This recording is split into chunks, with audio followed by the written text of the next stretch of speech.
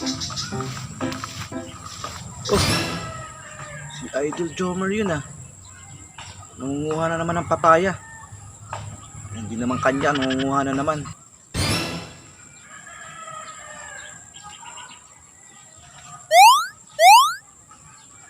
Ayos to.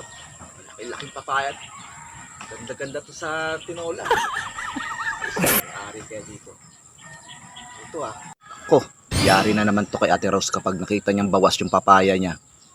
Yung sumbong ko talaga si Idol Jomer na to. Ika nga, mapuntahan nga si Ate Rose. Uy, saan ka pupunta? Huwag mo susumbong ako kay Ate Rose ha. Anong hindi? Papunta na nga ako doon ha. Kuha lang ako ng isa, Ton. Lagot ka dyan, di ka nagpapaalam, kuha ka na lang ang kuha dyan. Mabuti sana kung ikaw nagtatanim niyan, hindi naman.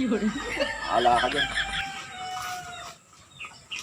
Ito, napaka-KJ nito. Napakadamot, iisa lang eh. Sasahog ko lang sa tinola ko eh. Sige na nga, magpaalam nga muna. Magalit pa nga yun. Ikaw lang magpasing